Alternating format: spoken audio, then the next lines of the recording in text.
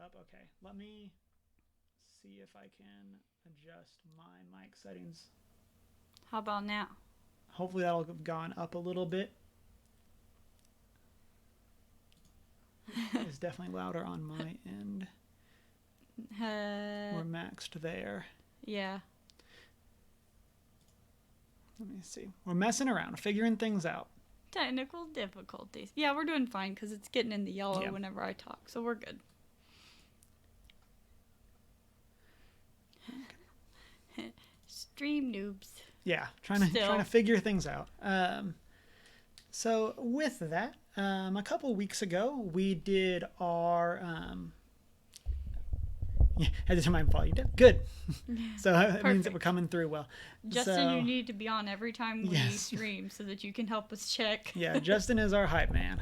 So so a couple weeks ago, we did what we at the time called the Chatcast, and now we're just kind of going with it because we forgot to come up with something else. Maybe we'll change the name later. Who knows? Yeah, who knows? But the idea is it's just kind of us hanging out, doing a semi-casual chat on some specific topic. So these exist outside of the normal podcasts. They might end up in our feed, something like that. But yeah, so we did our first one, and it's on the Faith, Trust, and Pixie Dust feed on what it means to be a Disney adult. Yep. And that we're going to kind of give a brief summary of what that was.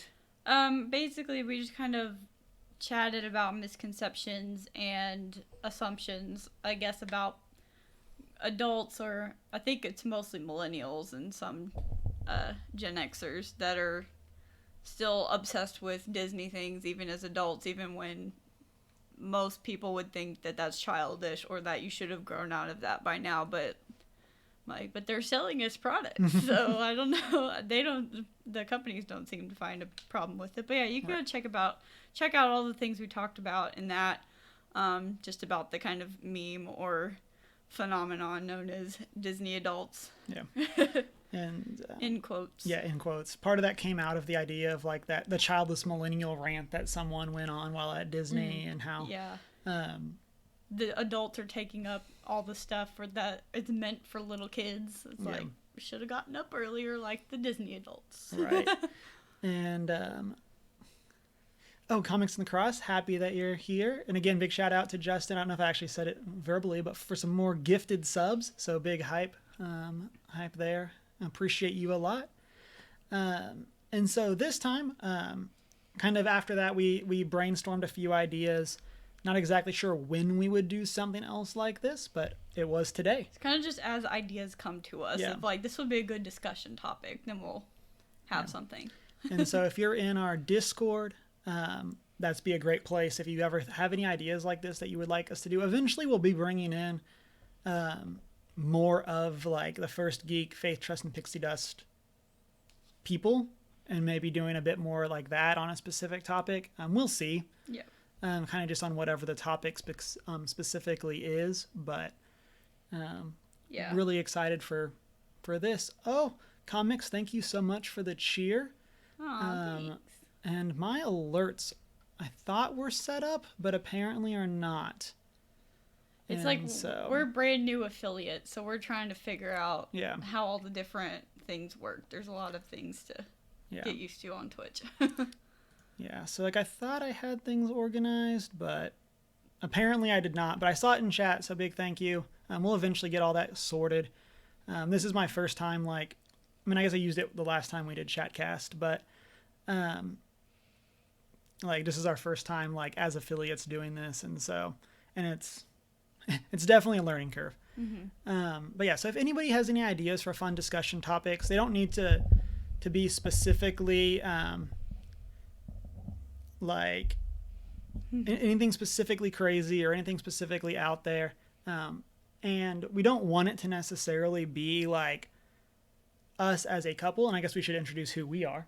We never did that. Really got into that. And so I'm Cameron. I'm one of the founders and hosts of First Geek 411 podcast. I'm here every Monday night, 6:45 Mountain Time, and then doing some gameplay streams here and there. We'll be doing Death Stranding after this, finally starting it after I've had the game for 10 months. But and I'm Deanna Franklin.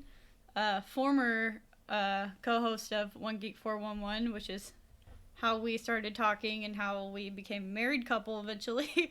And my friends and I, we kind of started a spin-off of One Geek 411. We started Faith, Trust, and Pixie Dust, just a Disney podcast where we review films and do some trivia and talk about Disney news and things like that. And we're currently on hiatus right now because my other two co-hosts are kind of really bogged down with their jobs in the given world crisis right now. So we're kind of waiting on things to calm down on their end before we can get going on that once again. So hopefully we'll be doing that once again pretty soon. But yeah, we still have plenty of episodes to go check out. So you can watch one of the Disney movies and then find our episode on that Disney movie, and then you can see if any of the thoughts you had on it aligned with anything we thought, or if we had different opinions to what you thought about the movies. We have lots of them up there, and some of them are kind of cult classics or lesser known Disney movies, and some are classics everyone's seen. But and then so with that, for today, our main topic is on the idea of sharing your hobbies with others. And this kind of spun out of something that we learned about ourselves pretty early on in our relationship. And that was while the Venn diagram of our geeky interests has a whole lot of overlap, when you actually look at the things that we are really interested in, there's very little overlap. yeah. Or that overlap becomes a lot smaller. And so There's a lot of subgroups within the realm of being a geek, and those don't always cross over each other. And also, if this is something you think your friends would be interested in listening to, go ahead and share the link to this stream, because I feel like this is something a lot of people could relate to with either friends or other family members, or if they're trying to figure out how to bring more people into a hobby that they like. I think this would be a good thing to share out with some friends. Friends and family for them to check out, and we'll also respond to some chat questions or comments if it adds to the conversation. And so real quick, we're going to say hi Ham Hacks, hope you're doing well. Not currently streaming from the PS4, and when we do Death Stranding later, I have a capture card, so if everything works we'll be doing capture through that. And it's a new capture card. Yes. So. I've tested it in the sense that I set it up and it works, air quotes. But this will be our first stream with it. Hashtag Prime Days. Yes. Yeah, thank you, Prime. And so, so we're talking about this idea of sharing your hobbies for others. And for hopefully, I don't think this, like I said, is anything specifically related to being a couple, but that's kind of where we're going to come at it from. Yeah, this is our personal experience level. Yeah. And I think that I guess we'll throw in examples as we go and kind of just chat about times even before we knew each other and things like that. We're going to be specifically using the idea of board games as our topic for this, I guess you could say. And I think more hobby board games, not just what everyone knows how to play, Clue, Monopoly, those the kind of niche that is hobby board games, I guess. That are a little lesser known by the general population, but is known by those of us in the gaming world. So as an example, I meant to get a picture and be able to throw up an image. I have quite a few board games. I've posted pictures on social media before, and I probably have somewhere between 60 to 80 board games, with the most well known probably being Ticket to Ride.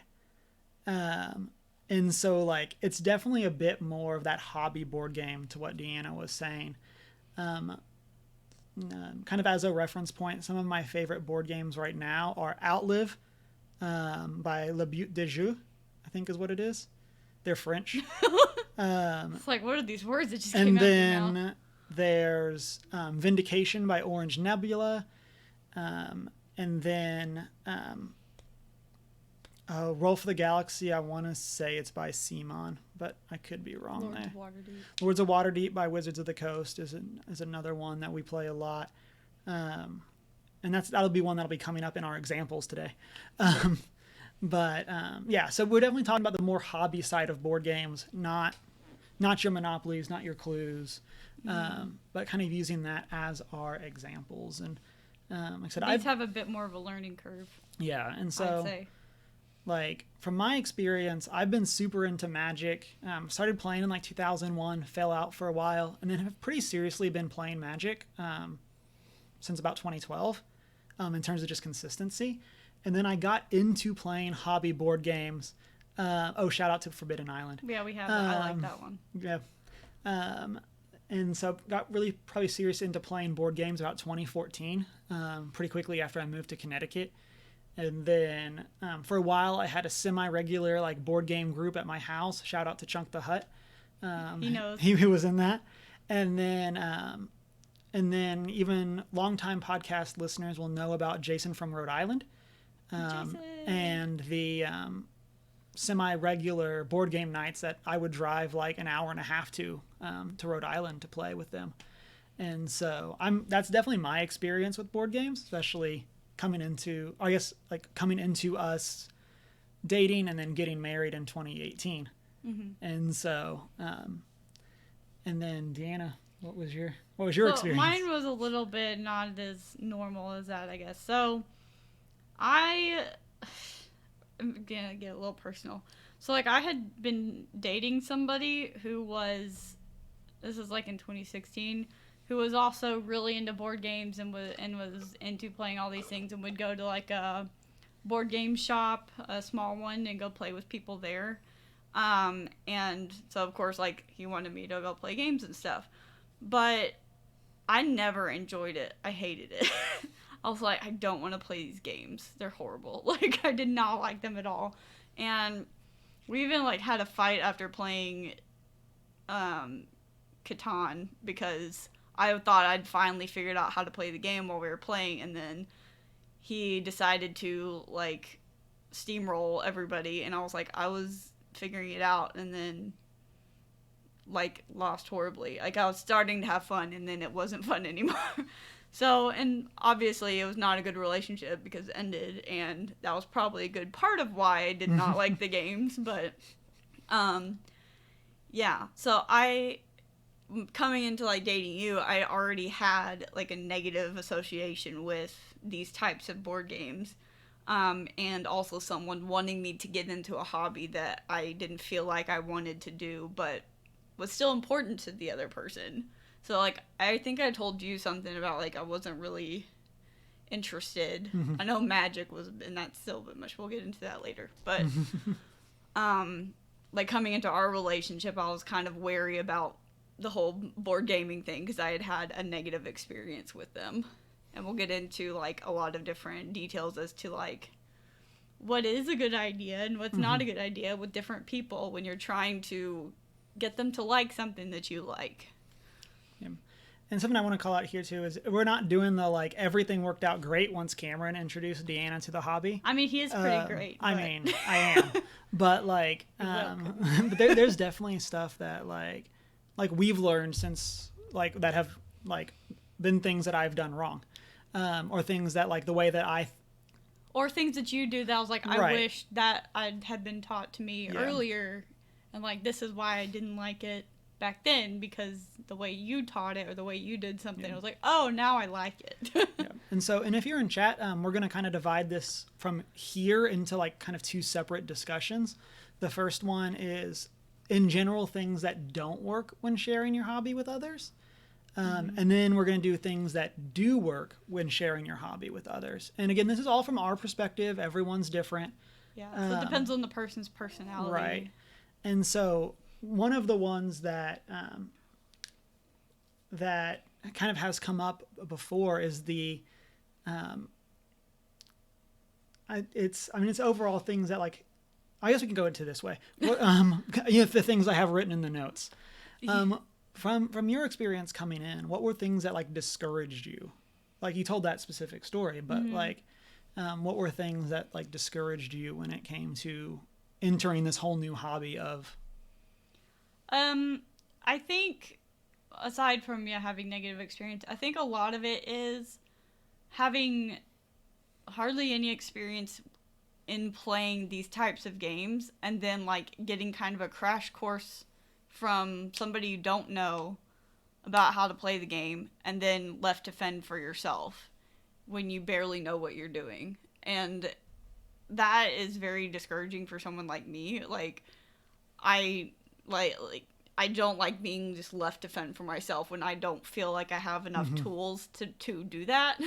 Yeah. And so that's very intimidating, especially with when you're thrown into like someone's like, this is my favorite game, and it's like really complicated. There's a million things going on the board, and like I don't even know what the next step is for me, let alone what the rest of all of you are doing.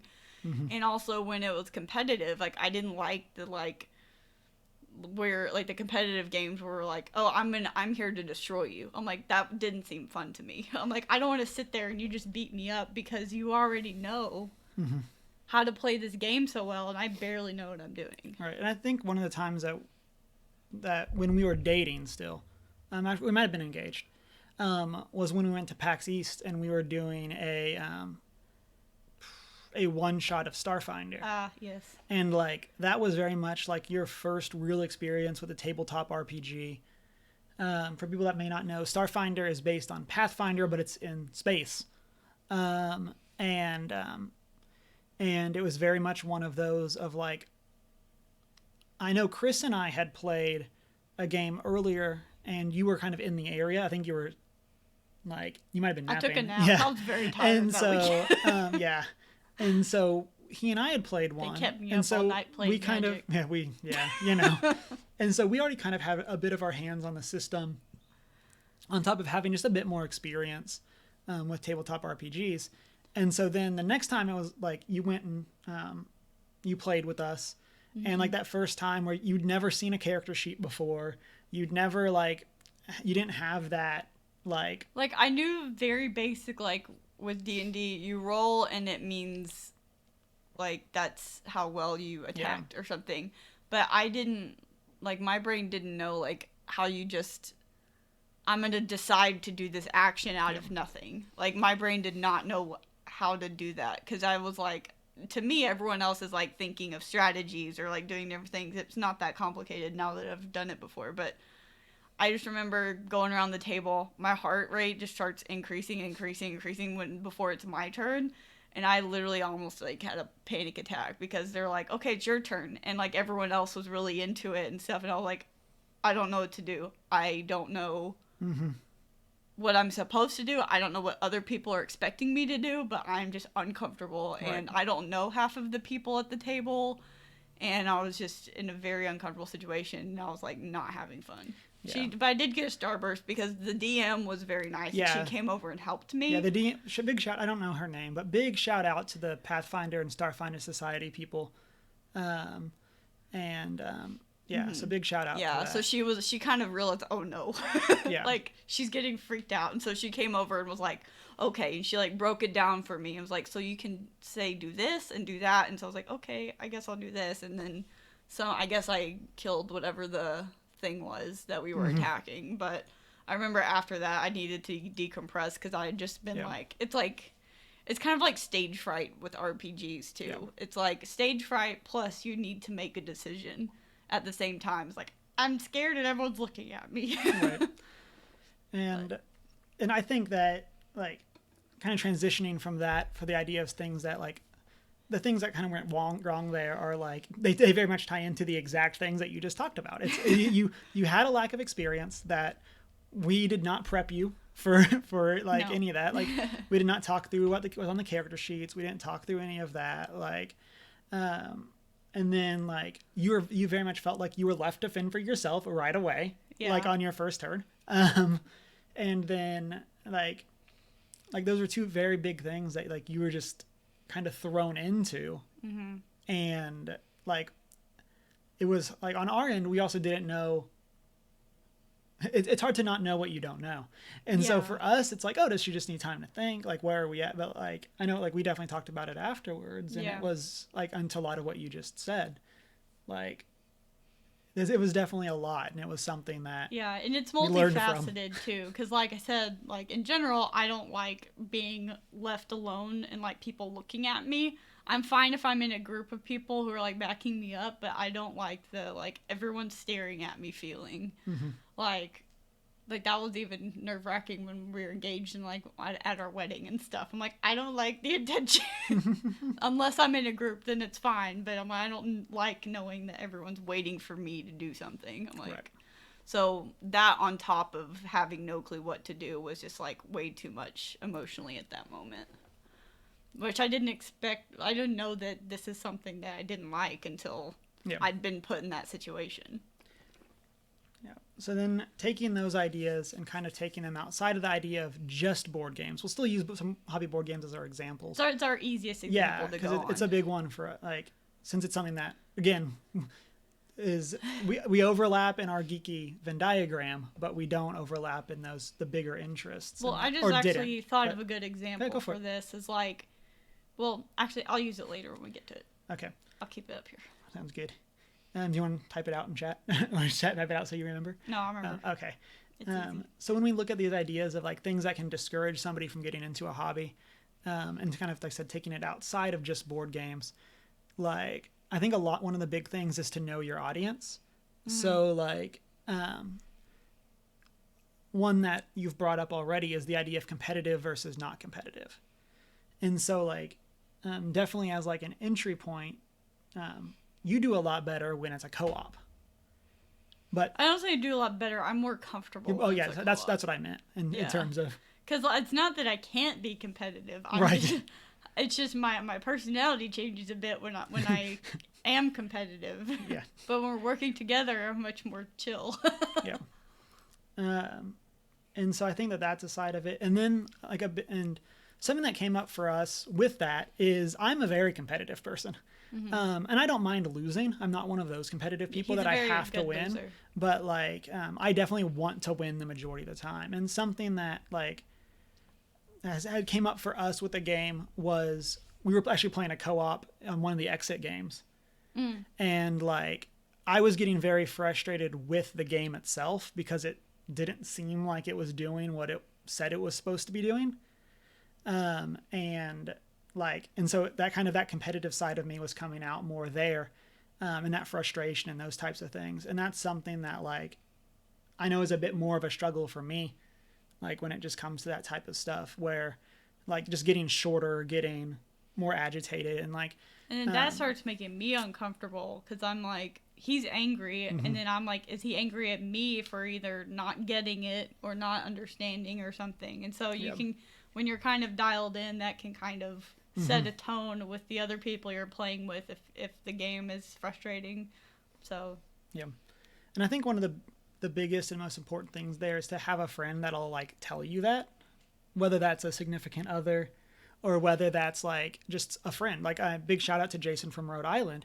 Like there was a time where we were playing and I guess I'd gotten super competitive with some newer people that were in the group. And he actually called me like the next week and we chatted about it. Like it was something that I wasn't aware that I was doing, because a lot of that group was competitive. And so when new people were brought in, they were a lot more intimidated because they didn't know me and so that's something that like he called me out on in a Christ-like way. And like, I'm super appreciative of him for doing that. Because like I said, it's not something that like I necessarily knew I was doing. People to help you be self-aware. Right. Your own habits. Exactly. And one of the other things that we have in the notes is the idea of like knowing your, like, if you want to help someone enjoy what you enjoy, you need to know how they learn. Mm-hmm. So like a big especially with games, because you need to know how to do something. Right. And so like a big one for us is that or cosplay, you need to know how to make something. Right. And so like a big one for us with games is that like,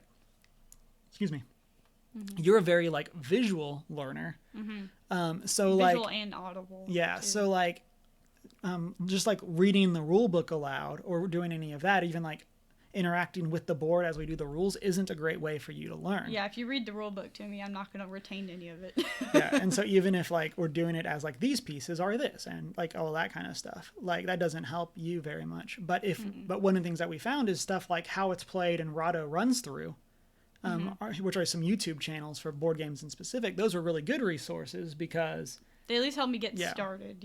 Yeah, and so and then from there we could jump into the rule book if we needed to. Yeah, because it's really nice when because now that it's a huge hobby, like there's so many people on YouTube that make videos on how to play stuff, and they just show you the board, so you know what everything looks like. You know like what like the money looks like, or like what the cards do. Like when you see this, it means this, and again, you can see everything, and to me that helps me understand how things work is by like visually seeing pictures and like where the things go.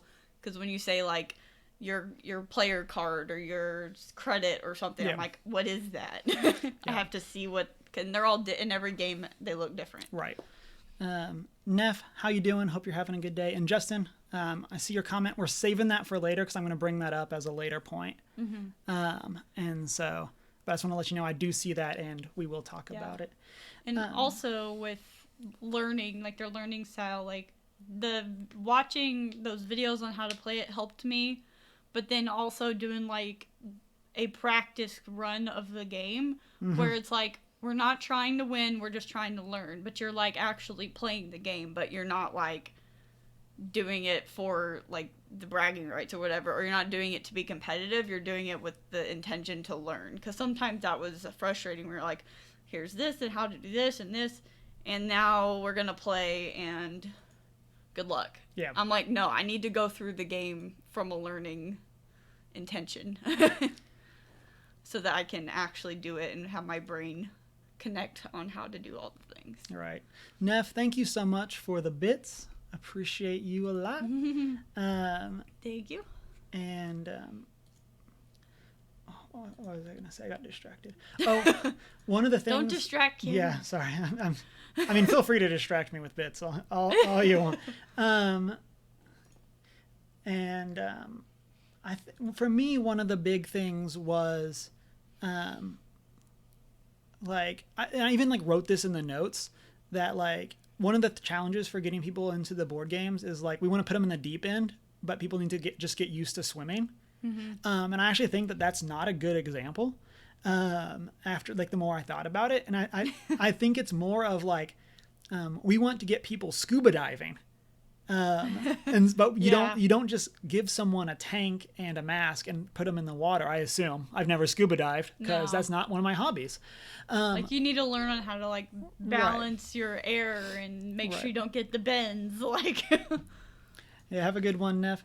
But yeah, like I think that that's like a big part of like and I think that that's something that a lot of people when they're trying to share their hobbies with others because they're so excited about it, like it's something that people don't do well. Is that you just want people to instantly get to the level that you're at. Not you, but like the general you.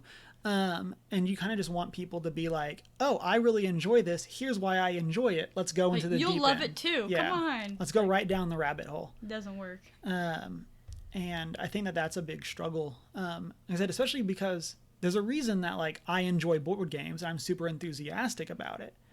And it's like, and you want to share that excitement, you want to share that enthusiasm, but it gets very challenging, I guess was the...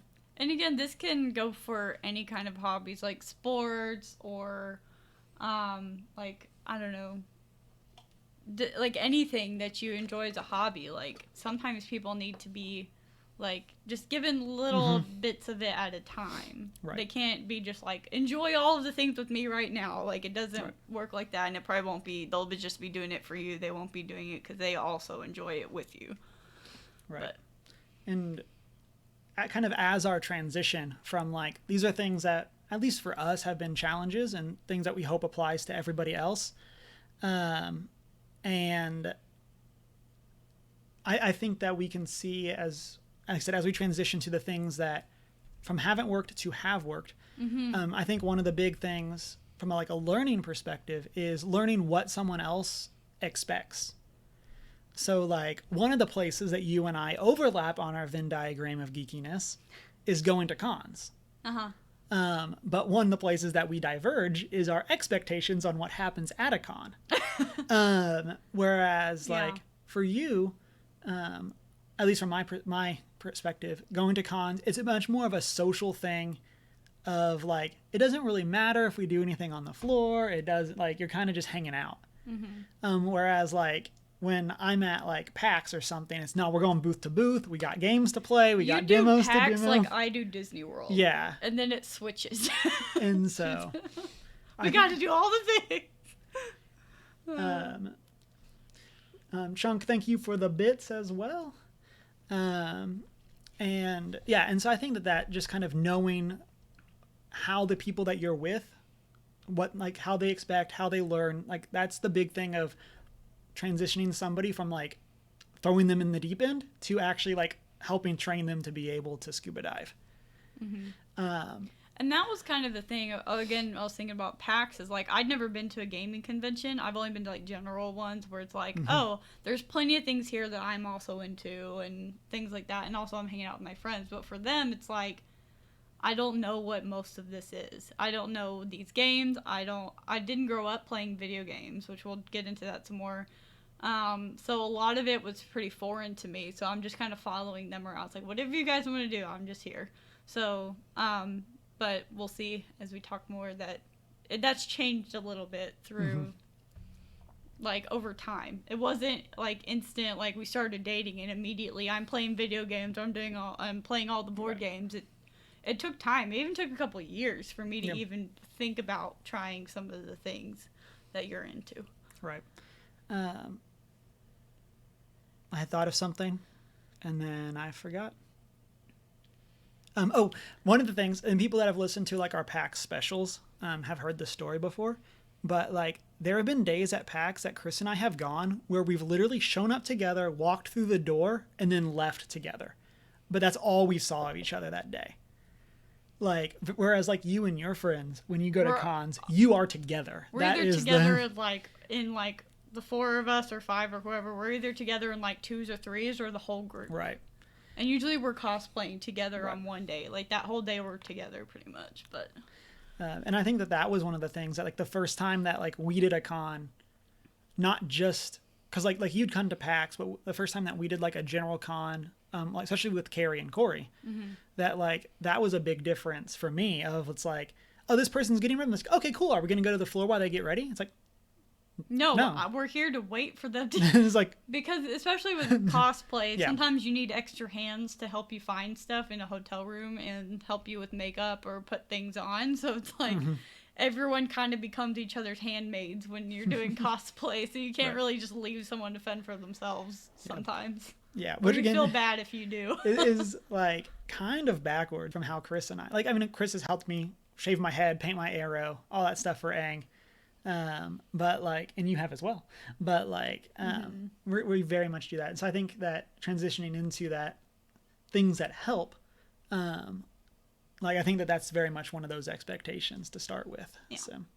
So from that, what do you think, as looking again, so going back into the idea of board games specifically, what are some things that have helped you with getting into the hobby board games?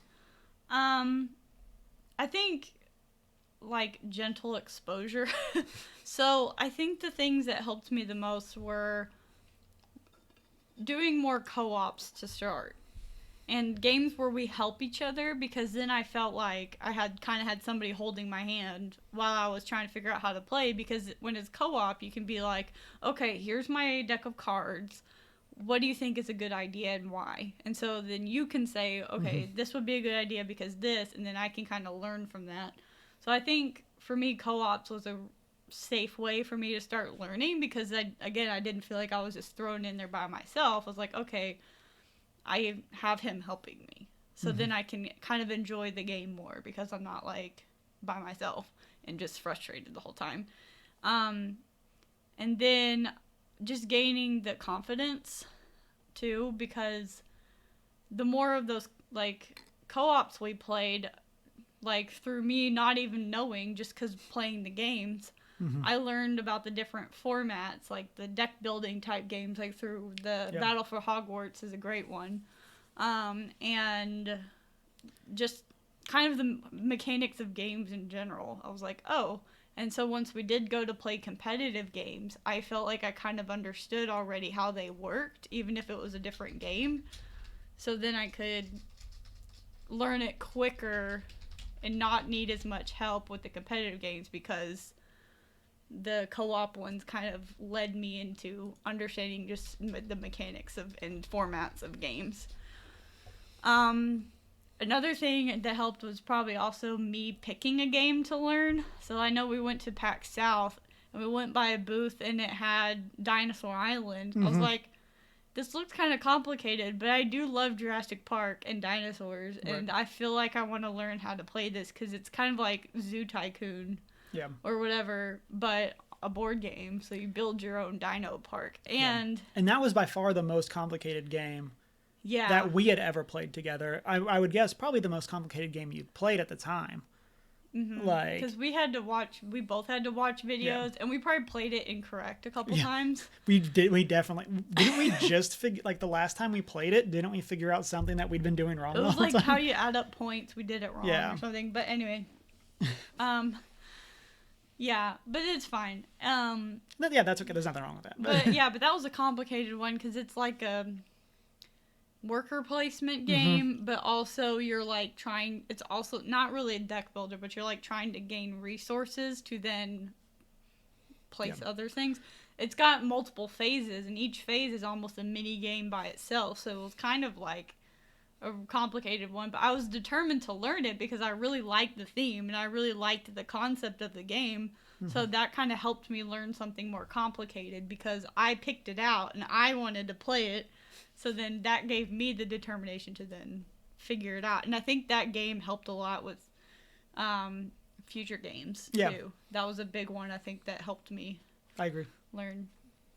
And then you have some, like, spacey ones that are fun. And, like, there'd be times when we picked. Or there's also, like, sorry, like, my brain. No, you're good. So there's also, like, different types of games. There's, like, chill games that are still kind of competitive, but it's like Azul and Sagrada and King Domino. Those are our like quick games, and we're like, we just want to play a quick game.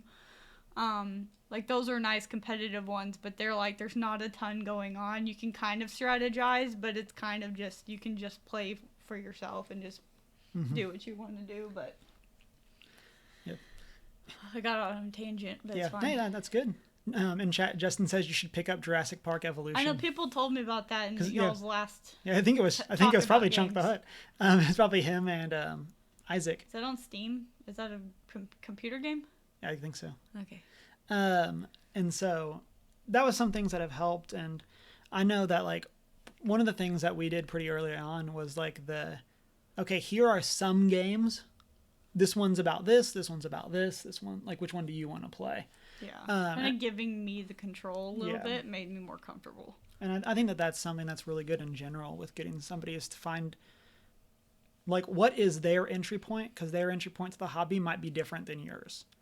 So, like, for me, my entry to hobby board games, I mean, I grew up playing games and video games in general, playing board games in general. But, like, to hobby board games in particular, my first big introduction was Pandemic. But even then, I played that probably 2 or 3 times, and then that was probably all I'd played for a couple of years. Like I know we've played since then, but I have not played a lot of Pandemic because that's not really my thing. But then got really into like Dead of Winter, Roll for the Galaxy, Ticket to Ride, those types of games. And that was very much my entry point into that then wider world of these bigger, complex games. So yeah, and on that. And, like, would you say you're more interested in just, like, what is it about the board game that gets you interested in playing it? Like, when you see a new board game, what gets you going about it? So, I really like games. I mean, and it's kind of a bit of everything. I like games where it feels like you're solving a problem. Now, whether that's, like, the problem is just how to get points the most efficient way, whether that's the problem. I like Azul is a great example where the problem is I need to fill this board to the best of my ability. How do I do that? games that make me think in that way. We have a friend. He's our DM actually for our D&D game, and they were doing a girls' night for the ladies in our small group, and so the guys decided, well, if they're doing a ladies' night, I guess we should do a guys' night. Like that was legitimately We're free. Like that was legitimately the planning that went into it. And so I had a couple of the guys over, and one of them works nearby, and so he got here first, and we were playing Patchwork, which is a 2-player competitive game. And like the very first turn, he goes in the tank, which means he's thinking very hard. And he like is trying to decide if he's supposed to pass. What is it in Sherlock, like the Mind Palace? Yeah, the Mind Palace. And he's trying to decide if he's supposed to pass on the first turn, so I have to take a suboptimal play. And he told me that, and I was like, dude, we're gonna be best friends. Because like the fact that you're like, I found my match. Yes, it's like that, like the fact that you're so quick to pick this up, because I think it was a new game for him, and that you've identified that and you're willing to pass on the first turn of the game. I'm like, oh man, he's figured we're gonna be friends. And so we played a ton of board games together since then, and like he's a great guy. And but I think that that's one of those things that like that for me is what gets me interested, is that idea of solving those things, and learning and picking up new systems. And I think theme is a big factor for me, especially like as I'm buying less board games, but trying to be more like, I don't know if picky is the right word, but like I'm trying to be more intentional with the board games I buy. I guess is the way to say that. And so I feel like I've kind of shifted in the hobby from being more willing to pick up games to wanting to pick up more expansions for games that I know I like. And then, or games that I know are very well received. So like Frosthaven is the big one. That's the most recent one I've picked up. Which I mean isn't even going to be here for I was like, several months. But like, yeah, that was a Kickstarter. And so forgot about that. And so yeah, A long time ago. yeah, and that was like early COVID. But yeah, so I think that's a really good question. Yeah, and so for me, because I also haven't answered the question, it's none of what he said. It's the exact opposite. So for me, what like makes me want to play a game is largely the theme and the aesthetics. Is it pretty, and is it something I like Harry Potter or dinosaurs or space or fantasy or something. I like games that's like, okay, we're kind of pretending to be doing something that we wouldn't do in normal day life. Like in Lords of Waterdeep, we get to be little, what are we? We're lords of an area, and we're recruiting people to then go do things. Yep. And so you can kind of play, I guess, in that sense, or like, I'm building my own dinosaur park, and I'm going to put all of the dinosaurs from Land Before Time in my park. Like, and it's things like that. So that's what makes me fun. Makes it fun for me. And those are the games that really draw me in. Like, if you go to PAX, like in the board gaming area, and you just like look around the room where they have like demos set up, I'm always like, that one has shiny pieces. Yes. I want to try that one. And then we probably played a few games that just because they had like marbles as the pieces that were like shiny. That game was pretty cool too. It was a cool game because it had pretty pieces and it was about space. Yeah. Because I think the marbles were supposed to represent stars or galaxies or something. Yeah, something like that. And so it was like right up your alley. Oh, and Shanine says same. Yeah. Shanine and I are the same person. Yeah, y'all are very much like, again, we need to do our chat about, can't wait for Hogwarts Legacy. Oh, I can't wait for that either. Oh yeah, that looks so fun. But yeah, like games where you're pretending something. So on the flip side of that, we played a game that you had. It was Flip City or something. Yes. I hated Oh that my game. gosh. I was like, this is the most boring thing you can think of. What we're doing is we're building hospitals and buildings, and we're just making the city. It's like just about as boring as Monopoly. Yeah. I'm like, you probably enjoyed some of the competitive stuff of it, but I'm like, this is not worth my time. Yes. There's nothing fun about this at all. Let's never play this again. Yeah. So for people that don't, Flip City, it's a really interesting idea for a game, which is why I like it. Because it's a deck builder, but the cards are double-sided. So like you have your deck, but when you upgrade a card, you flip it over, and then you get more stuff, and you're building the city. Mm-hmm. But to Deanna's point, like the theme is very like technically there, but not really. It's very real world, and I don't like that. And so I don't use my free time to do real world stuff. That's what I do at work. But like games like Sagrada that has pretty like clear dice and that have different colors, and like Azul that has the pretty tile pieces, like those are just aesthetically pleasing to me. And like Terraforming Mars has like, I don't know if all of the versions have it, but like some of the money they do are like cubes, gold and copper and silver cubes that are metallic. And then what is it, Clank, that has little shiny blue clear crystals. Like any game that has like crystals in it, they're like little plastic or resin things. I'm like, yes, I want that. Shiny things are a great way to get a lot of females into things. Shiny dice. Shiny like, dice. Come play with us. It's pretty. And so, kind of transitioning. And like I said, if you're in chat and you found something that helped you a lot with introducing somebody, or something that somebody did that helped you get introduced into a new hobby, not necessarily board games, please feel free to put it in chat, and we'll bring that up and we'll chat about them. It's like, what was the thing that got you into a hobby that you normally wouldn't have maybe found on your own? Yeah, and so one of the big ones, again, kind of taking this outside of board games, but kind of still using that sometimes as our example. Justin had posted this earlier. And he said that like when he was in the board game group at my house, one of the things was that on my end, I was really patient and I was willing to explain things multiple times.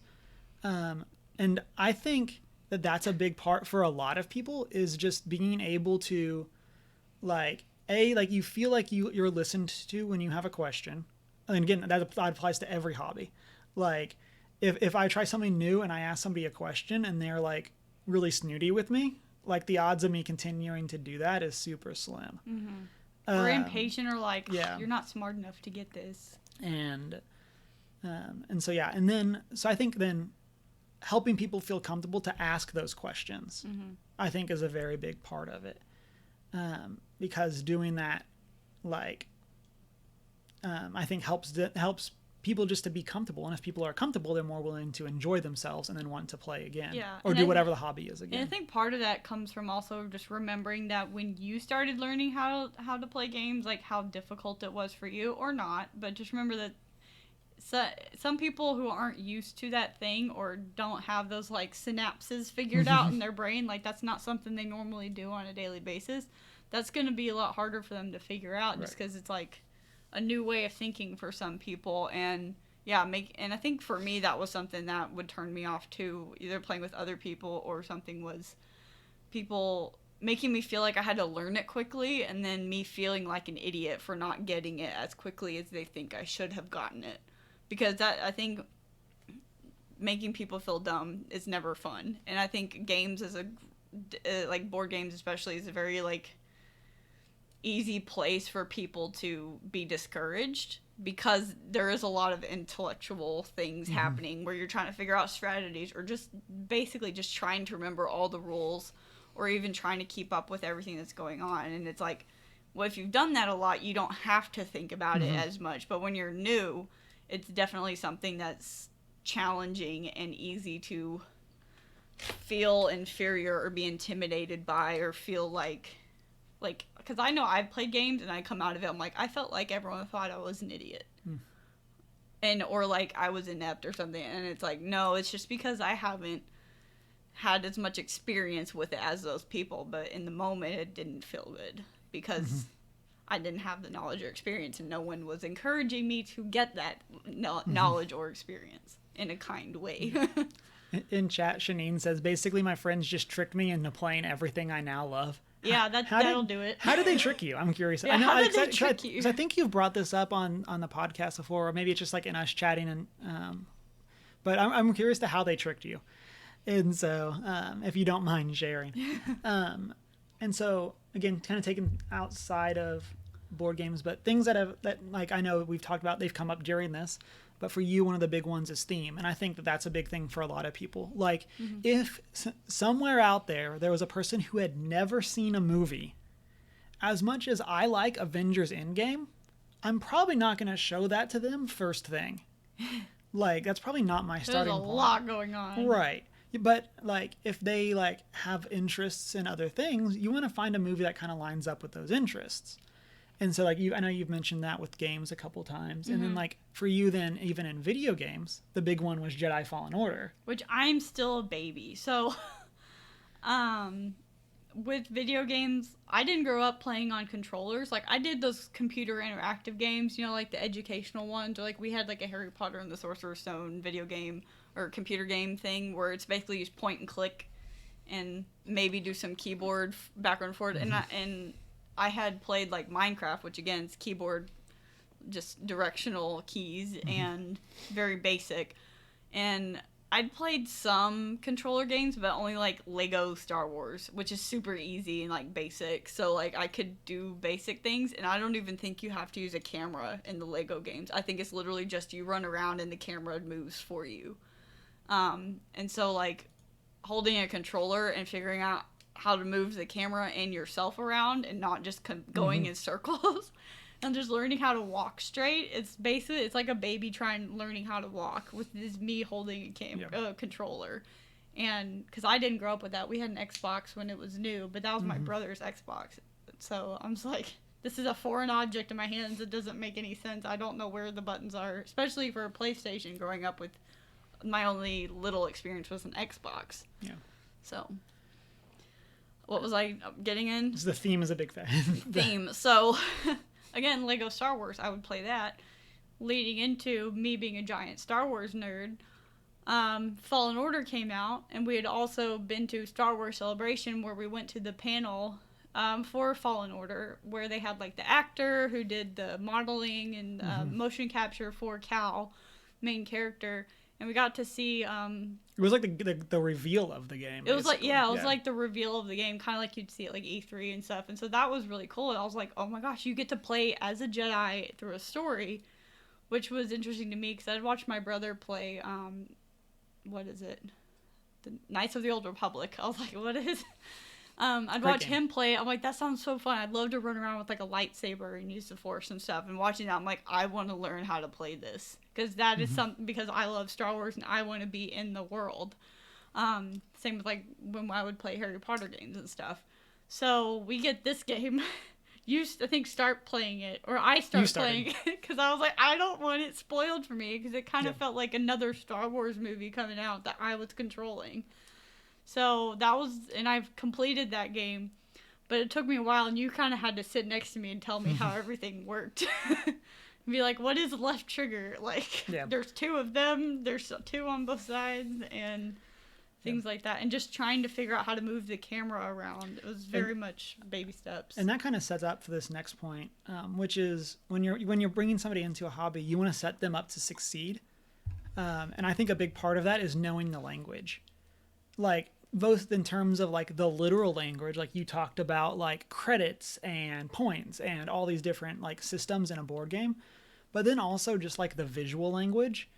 Like one of the things that came up as you were starting Jedi Fallen Order was like there'd be times where you didn't know what to do, and I'd be like, oh well, you go do this, and you're like, how do you know that? And like, because this.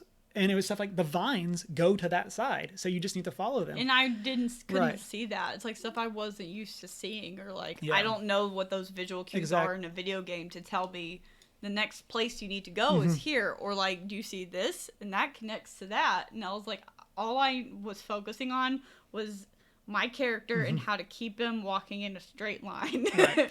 and slashing and trying to remember what the different buttons did and which combinations on how to block or do different things. Yeah. It's like I think that's a big part Mostly of it just is button like mashing. hey, you got through the game. That's what counts. And you had fun. I guess that's actually it was what fun. counts. I really liked that game. And so I think that's a big part is setting somebody up, helping them to learn the language. And that kind of ties in with the idea of knowing your audience. So Shanine, in response to the getting tricked into enjoying the things she loves, said in chat, for example, Magic the Gathering, my friends just handed me a deck and said, we're playing this now. And then I liked it and they gifted me that deck. And now I play Magic. A lot of we're playing this now and I just got dragged along. And I think that's a very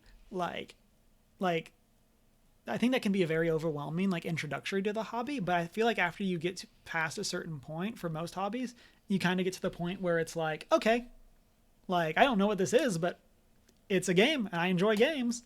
Like that kind of thing. Where like I know there's definitely been times more recently, more recently pre-COVID, where we've done board game nights with some friends, and like y'all just sat down and we'd played a game that you'd never played before. And like, but after you get more into it, you're more like that level of we're just doing this just kind of works. Yeah. Because like you've started to learn that language, you've started to get used to what's going on there.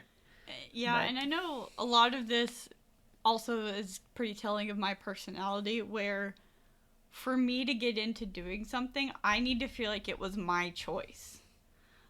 Because I'm stubborn. And because growing up, if people were like, you'd really like this, you should do this, I'm be like, I don't think you know me that well. I probably won't like it. Like, that's just how my brain works. But if it's like, if you kind of like don't force me, I'll eventually find my way to it, because I'm like either from FOMO or or I'm like, okay, I think I'm done being stubborn and I want to try it. So, but me making that choice helps me helps me be more enthusiastic about it, because I chose to do it. It wasn't someone just pushing me to do it, like literature class, read this book. I'm like, but I don't want it. It's dumb. Justin says in chat, there are straight lines in Jedi Fallen Order. I think so.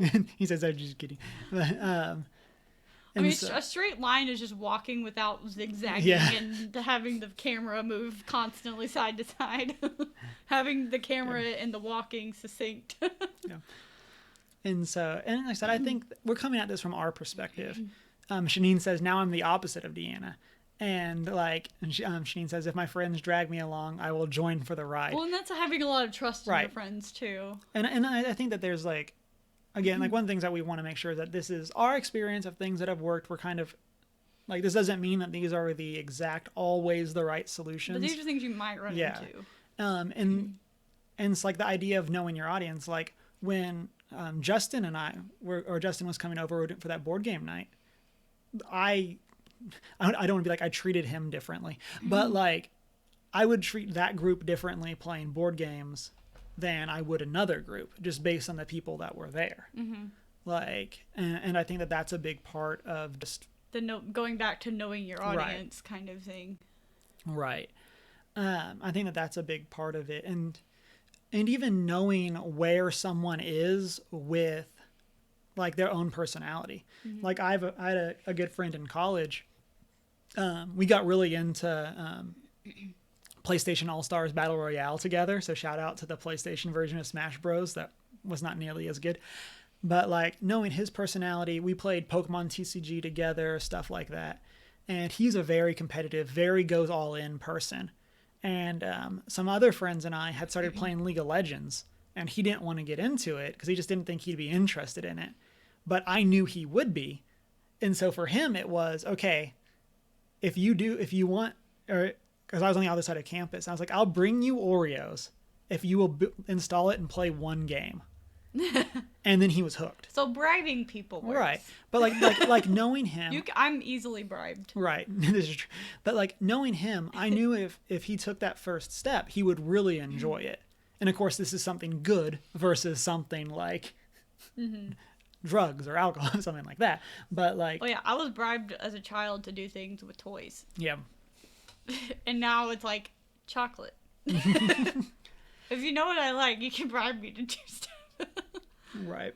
But I think that's a big part of that know your audience type thing is what is it that people are looking for. And another place that I see this a lot is with the like D&D actual play podcasts. And so if you go and you look at what types of those podcasts people like and why, it's really interesting and says a lot about their personality. So like I really enjoy the Glass Cannon podcast. They're coming back soon. Super excited because they've been taking a break because of COVID. But I really enjoy that because it feels like there's stakes in the game. And so that appeals to my like competitive side of like, there are really cool characters. They have really good backstories, and literally at any time, any of them could die.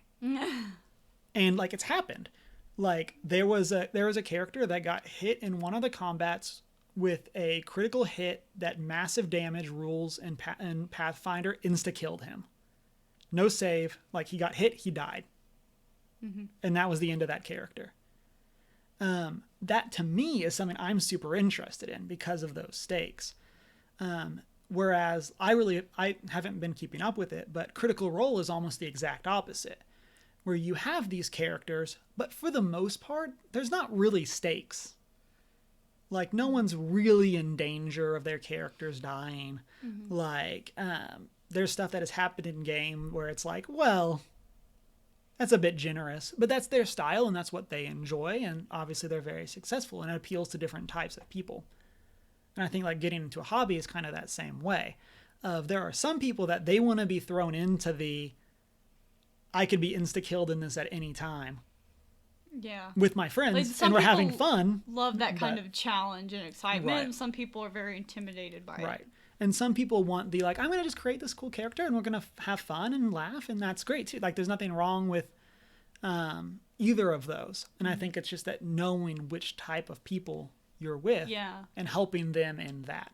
Yeah, and I think, again, for me, and I think this goes for more than just sharing hobbies, it could be sharing anything, is like not pressuring people into something. Like, no, you just try it. You really like it. Like, I don't really like it when people start doing the, like, they don't believe that you don't want to do something. They, like, like, they don't validate the fact that you don't want to do something. To be like, no, come on, just do it. It's like the whole peer pressure thing, like, that you learn when you're, like, doing the drug classes. Like, do it, just do it. I'm like, no. But, I think, and also what I would do occasionally, like, if I didn't feel like playing a game, or if I was like, I'm going to sit this one out, like, don't make people feel bad if they have to sit out. Like, don't sit there and go like, oh, come on, you know, don't give them a hard time. If they just want to sit and watch, let them. Yeah. Because for me, sitting and watching meant I didn't have any pressure on me, but I could kind of, through osmosis of sitting next to the game happening or just watching it, I could kind of learn and also get that FOMO, like, of they're having a good time and I'm not. But sometimes I just didn't feel like it. Sometimes, like, I didn't want to use my brain that night, and I just wanted to watch. So I think, like, if there is a situation where someone just wants to sit out, like, don't pressure them to not sit out, because that'll just make them even more uncomfortable, like, just letting them do that. I'm trying to think. What was the other things we had on the notes? That's about all we have. Less that really... really... Oh, fine, yeah, and we've kind of touched on that. We talked about finding a connection between the things that will bridge the gap. Like, don't just throw them in suddenly to, like, Endgame. Yeah. Like, introduce them to one Avenger. Yeah. Or, for instance, like, for me, bridging the gap would be, for me to get into video games is, like, you know, Deanna's childhood dream is to be a Jedi. Well, here's a video game where you can do that. Or you really love, like, the idea of making, like, your own dino park. Well, here's a game that does that. It's, like, something that you know that they already liked incorporated into this thing you want them to enjoy. Or, for instance, or again, finding something that's, like, testing the waters. So, like, we go to cons all the time, but, like, I don't think my family would go to, like, well, except for my brother, but I don't know that my family would go to, like, a big, like, fan expo and enjoy it.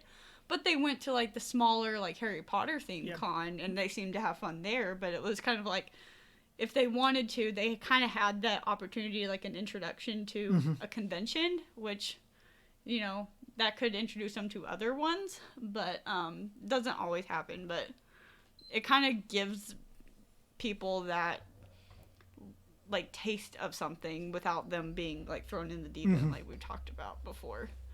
And again, with Magic, I remember, like, when we were dating, I told him I did not want to learn how to play Magic because of how intimidating it is. And one day I was like, I'm feeling cute and nice, and I want to go on YouTube and see if I can find a video on how to play Magic and see if it's something I can handle. But this is not something I would have considered a year ago. Yeah. Because I think also with COVID. We've been at home. So been like, I'm sick and tired of watching YouTube or sick and tired of just watching the screen. I want to do something that's more of an activity with our wall of games. So I feel like we played a few more games. And what is it, like Unstable Unicorns, and what are some other games that are similar?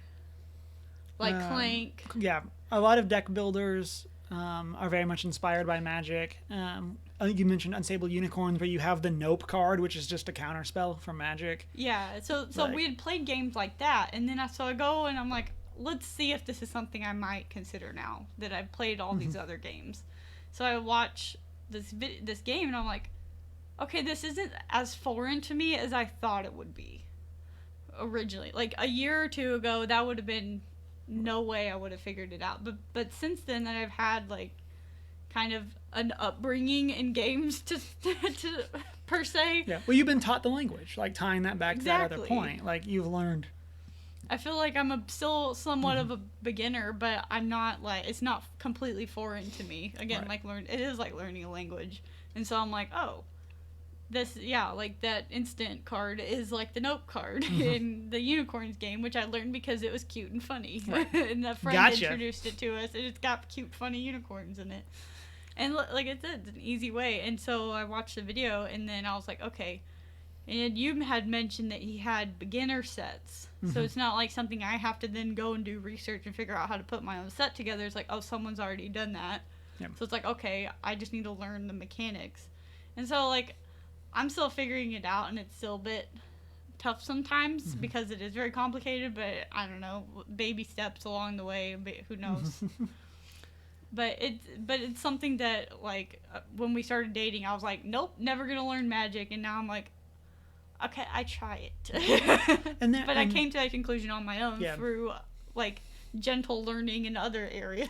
And something that's kind of funny, I think, maybe as we kind of like wrap up this talk, is that like I feel like you learning Magic has been the culmination of everything else that we've learned. Yeah. From all of these other things, and it's very much like, okay, well, you watched videos on how it works. You, we started you off like. With something where like I showed you all 5 colors and you picked one, and that was the one that you started with. And you walked me through playing where we could see each other's decks, so you could say, okay, so now you can do this. Because one of the reasons you were initially, at least if I recall right, one of the reasons you were not initially interested in Magic is that it is a competitive game. Man, it's crazy complicated. Yeah. And so like, so trying to reduce that barrier of entry of playing with open hands, talking through plays, and also watching other people play it is very intimidating. Yeah. Because they're immediately like, I'm going to do this, and I'm going to do this, and I'm going to tap this, and do this. And I'm like, how the heck do you know what's happening? And like watching him play competitive stuff, obviously is like the elite of Magic, but it's just like, what is this game? And it's like it's like their brains are just hacked into their cards and they're just moving stuff around. I'm like, how do you have time to process what's happening? How do you do math that quickly? How do you do math? With power and toughness, which I now know what they are. Yeah, you do. But yeah, and one of the things that we wanted this to be is kind of just a general discussion. Like I said, this is not the what works for everyone. Know your audience is definitely the biggest part of this in terms of what doesn't work and what does work. And so we gave kind of our examples of know your audience. Shout out to Shanine and Justin for their comments in chat about what had worked for them. Some people are fine getting thrown into the deep end, and some people, that's very much the opposite of what you want to do. Yeah, and so I definitely think that there's, like, that's the big part of this. And if nothing else, when you're trying to share a hobby with somebody else, know that person that you're trying to share it with, and know what works for them. And the ideas of these is it's not how to get somebody instantly to a 10 in their interest to the hobby. It's helping them get in the, like, again, going back to the water example. It's like this is not even getting thrown into the deep end of the pool. This is getting thrown into scuba diving. And like, you don't want to start someone there. And you also, like, when you share a hobby with somebody else, it's not right for you to expect them to want to get to your interest. Like, yeah, don't expect them to get to your level of passion. Like, accept a mild interest. Yeah. And just enjoy the fact that they're sharing it with you at all versus like, exactly. like, because I don't think in any friendship or anything anyone's ever Like, or people are rarely at the same level, but that's what cons are for, because Right. then everyone's obsessed Everyone's with the same thing. obsessed with something. Especially if you're at a specific one like Star Wars. We're all here because we're obsessed with Star Wars. But Star Wars people are nuts, but Right. I am one of them, and I know. But yeah, expecting people to be at your level of passion is never going to be the same, but they could get there, but they're not going to get there through you forcing them there. They're going to get there on their own, but having a gentle, like, step through the door is a good way to get them started. With even it'll help them, like, support you with your hobby, especially from, like, a relationship standpoint. Like, if you kind of experience the thing that they enjoy, it's easier to support them in what they love. Right. Because they've shared it with you and they understand. And I think that you, like, say in a relationship, they like, I think that's something too that works on friend levels or parent levels, like parents with their kids. Oh yeah, parent kid. Yeah. Obviously, like, we don't. That's not something for us, but like, I know like that's a big thing for me was like, or like that I see a lot with people, I guess is the way to say that, where you see a lot of parents that didn't grow up playing video games and then get super confused as to why all these kids are obsessed with the game. Why are the youths so into Fortnite? That kind of thing. And then you have people spreading like bad things about it, and like your kids are sucked in where they're streaming online or they're playing with friends who are way more supportive and understand each other, and they have a much more tight knit online than they do at home because people won't share their interests with each other. There's like walls get put up because they don't understand it.